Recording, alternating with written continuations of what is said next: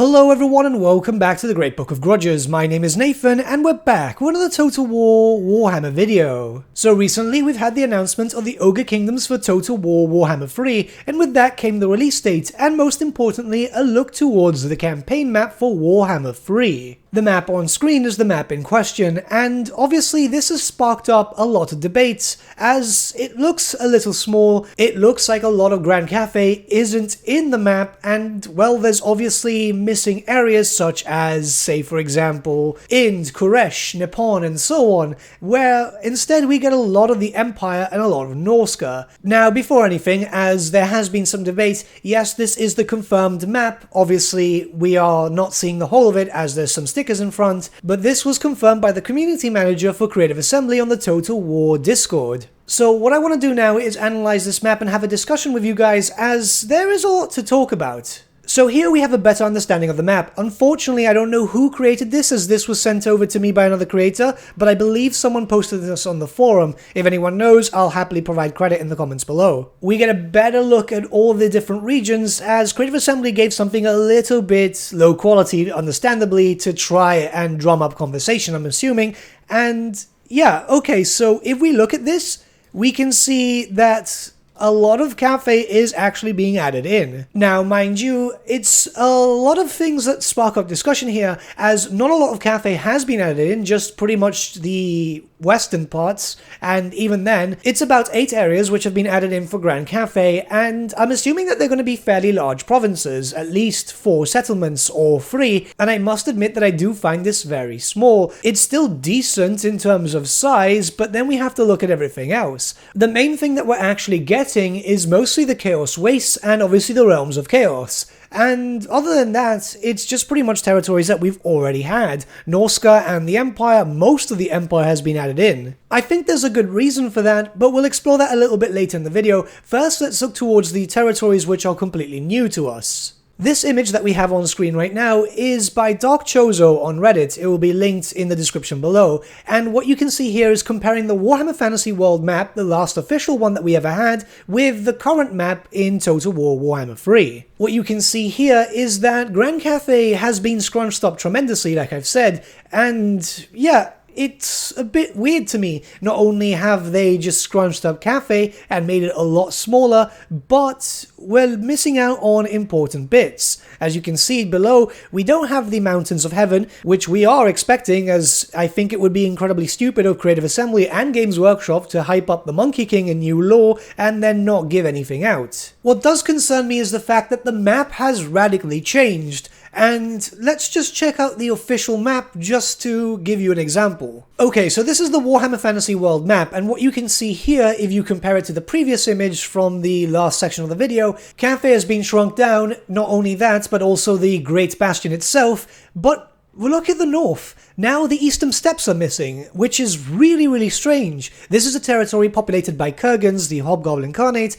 and a few other races, some that Games Workshop, not Creative Assembly, have been mentioning again, such as the Centaurs. The Great Bastion stood in front of these steppes to keep any enemies coming out, where now it looks like it's just standing in front of the Realms of Chaos themselves in an effort to keep those enemies out, just those. And it's really strange because from a lore perspective and a logical perspective, this is way too close to the Realms of Chaos. The Realms of Chaos are supposed to be fairly large, and it's a bit strange that the Bastion is so close to basically another realm of existence. Now, it's perfectly fine that the realms are in the map, because if you move enough through the wastes, eventually you will find yourself going to the Realms of Chaos. But this looks like, what, a province journey? Which doesn't really make a lot of sense. From a logic point of view through lore, there should be at least 2 or 3 to make it feel like, well, you know, you're not going to turn into a warp-fused creature as soon as you leave the Great Bastion. Though I guess it's just for some limitations for the map, just to be able to fit the realms themselves, because they like to have this whole rectangle feel, and I'm assuming that that's the best way to create such a map. By comparison, if we go to the official map, we can see that the Chaos Wastes themselves are very large in the western portions of the map. There's loads of territory to move through, and you can see that there's a lot of area to fight in, whereas in the east with Cathay, it's just way too small. This is my only big complaint, really, as it needs to be fluffed out a bit. I think that the players would prefer to feel as though they're fighting their way directly into the Realms of Chaos, not just leave the Great Bastion, walk into the Red Wastes, and hey, Sanesh, how you doing? There must be a reason for it, and perhaps it's not that easy to get into the Realms of Chaos itself. We're gonna have to wait and see. But it is nice to know that we do have a decent amount of Chaos Waste itself, as obviously people are very curious about this. It's very rare that games or even lore tries to expand upon this, so it'll be great to actually fight there. But let's get back to the topic of Cathay, which eventually will lead to Ind, Nippon, and Khuresh. Why is Cathay so small, especially after a massive lore dump where we know that there's more dragon children being active and the Monkey King is active, we know of different regions, we know of different city names and so on. Why is Cathay so small? Honestly, I think it's rather simple. I think that Grand Cathay is the ultimate test to see about new races and factions. We've discussed this in a video before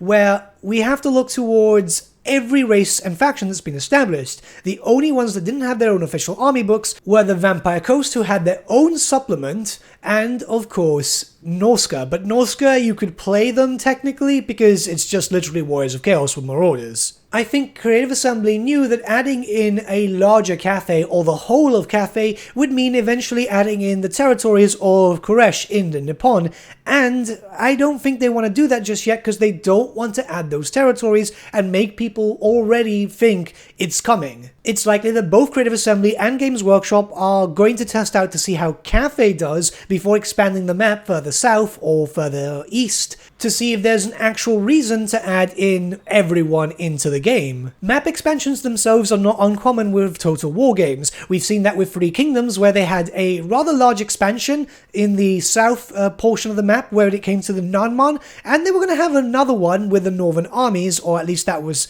speculated or confirmed, but obviously Three Kingdoms was unfortunately put to rest, and yeah, we just didn't get that expansion. We've also seen it in Warhammer 2, especially in the Mortal Empires, when they moved further east to add in territories such as the Dragon Isles and so on, to be able to expand to there, give a starting location to Malus, the Death Master of Clan Eshin, and they added in loads of territories there which we eventually thought were going to be playable, including a massive blank zone which was part of the Chaos Dwarf territories, but at this point we know that they're not the pre-order incentive anymore. So I believe that map expansions are indeed on the table if Cathay is received well, and then they can see if there's time to actually flesh out in Khuresh and Nippon, which, keep in mind, is not so much CA alone, because they need to work with Games Workshop. Games Workshop does the whole 8th edition equivalent army book, and then Creative Assembly can start working on the race and faction. So I'd say that map expansions are definitely on the card still, and that we shouldn't really write off in Khuresh and Nippon until, well, Creative Assembly outright say that they won't do it, and I really think that they will. It just makes a lot of sense to be able to add in more, especially if they want to start adding in more DLC. Race packs are the most expensive, and they can get a decent amount of cash from it. Okay, so we're back on the campaign map, and many people want to know as to why there's so much of the Empire, the Dwarflands, and even Norska included in Game 3's map, and I think I know why. So, first up with Norska. We know that Creative Assembly have already been looking towards possible reworks for Norska, and they probably want to have as much of it in so they can do a DLC, add in any famed Norska heroes, which there are a few by the way, as possible legendary lords. It makes sense to have a decent amount of Norska and be able to possibly confederate with the other lords, so, you know, Frog and Wulfric. The Norska thing is kind of simple, and the same thing goes towards the Empire. Why is so much of the Empire there? Well, likely DLC. It's just something very simple that they want to do Chaos versus Empire because, well, it's just featured in a lot of lore throughout the history of Warhammer Fantasy. We can't see the whole map, but my speculation is that we are likely to see maybe a bit of Wissenland, so possibly Tamokan versus Elseth, because that was a very popular expansion in 8th edition. The addition of Middenland is because, you know, Boris Todbringer. It's likely that we might have something to do with maybe Nurgle versus the Empire through Boris, as, you know, Middenland is very important, especially Middenheim, as that's a whole big Empire End Times plot point, which I don't think they're going to do End Times, but they might give it a little nod, as they've done throughout the series already. It's likely that this has also been done in such a way to allow for Nagash's territory of Nagashizar to eventually be added in, so yeah, possible Nagash DLC too. He's a big name in the Warhammer universe.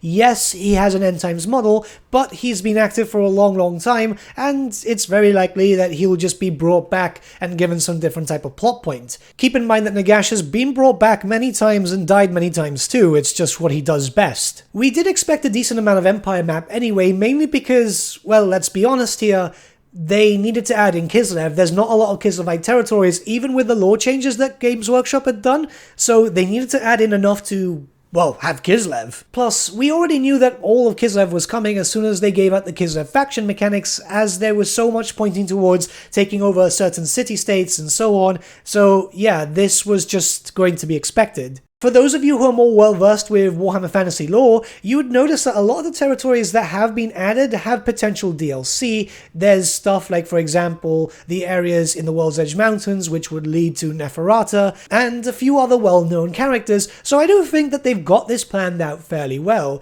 If everything goes well, they'll expand further and further. The best thing we can do is wait until release and see how it's going to work when the Mortal Empires 2 map comes out. That would likely be a few months past the actual release date of the base game, and if we see anything there for Ind, Khuresh, maybe even Nippon, then we know that we should expect the race packs in Game 3. Because I very much doubt that we're not going to have the territories over there and just have it blanked off, or they're going to have to expand 2 maps, because yeah, that sounds like a lot of work to introduce one race, when they could easily just have it blanked off there, like, say, for example, they did with the Wood Elves. The Wood Elves, Athaloran itself, was just not traversable until the DLC released. On a final note, there has been some speculation regarding Int, Khuresh and Nippon, where if they get added in, they'll only be available in the Immortal Empires map, and I don't think that Creative Assembly would do that, mainly because to simply have access to that map, you would need to have all 3 games, and locking a DLC behind 3 titles would be, well, incredibly scummy. I don't think Creative Assembly would be that bad. It just seems like a massive slap to the face. I honestly don't think that that would ever happen. Don't get me wrong, there is always a possibility that that could happen, but I very much doubt it, or else the forums would basically catch on fire, the Total War Discord, the Reddit, and, well, all us creators ourselves would likely be, well, extremely angry. DLC like that should not be gated behind a massive paywall, so hopefully that's not going to happen, and I don't think it's going to happen. Some final thoughts myself regarding the map is I'm not too keen on having too much of the Empire, as it would have been nice to have more of the steppes and going a little bit more into Eastern Cathay, just to have more territory established and have some more places to move around. Though from a possible DLC perspective, this makes a lot of sense to focus on some vampire counts, some orcs, even some Imperials, some dwarfs. It adds in a lot more possible flavor to have them in there, because keep in mind that since Cathay is so isolationist, it's very difficult to then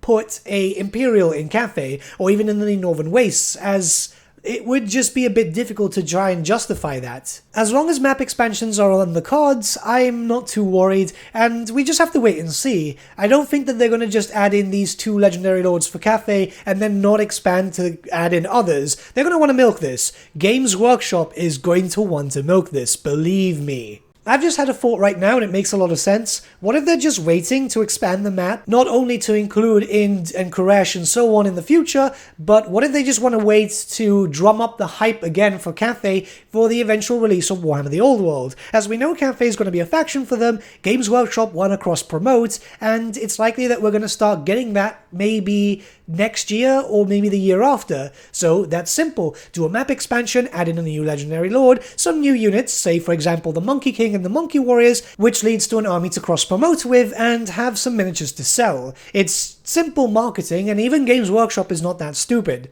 Yeah, they could be. Also, we have to take into account the whole many years to come thing when Creative Assembly talk about Warhammer 3, where they're going to support it for many years, they're going to want to cross-promote, so they're leaving some stuff to expand on later and then add in. But let me know what you guys think in the comments below, and let's start a bit of discussion. I know a lot of people have been worried about this, and I'm just here just to try and quell some fears. Until we know, we're not going to know, but it's better just to be a bit more relaxed and panic about it. Plus, let's be honest, there's not that many missing units for most of these factions left. If they want to have more DLC for years to come, it's either character packs or race packs. But with that, my friends, we've come to the end of our video. Thank you so much for watching. If you did enjoy the video, might I suggest giving the video a like, or even subscribing to the channel, as it really does help us out. In the description section below are various links to different social media platforms such as Facebook, Instagram, and Discord. Also in the description section is an affiliate link with Element Games where you could buy loads of hobby-based products, not just Warhammer, for 10 to 25% off. Making a purchase using that link and also our special code, which is also in the description, supports the channel at no extra cost to you, which we think is rather cool. A big thank you to our patrons. Your support means the world to us. It's amazing that people want to help a small channel like us grow and get to a higher level of content. A big thank you to Gibraltar LUSC, Ryan Bertsche, Andrew Prince, and Okro for subscribing to us at our Fane level. You guys are super cool. And a big thank you to Edward Yule, VS Vasan, Aaron Whitman, and Shaggy for subscribing to us at our King level. Honestly, we can't thank you all enough. And lastly, a big thank you to all of you for liking, sharing, and commenting on these videos. Honestly, it's because of you guys that the channel's been growing at such a great pace lately, so we can't thank you all enough. But with that, my friends, thank you so much for watching once again, and we shall see you all again very, very soon. Have a good day.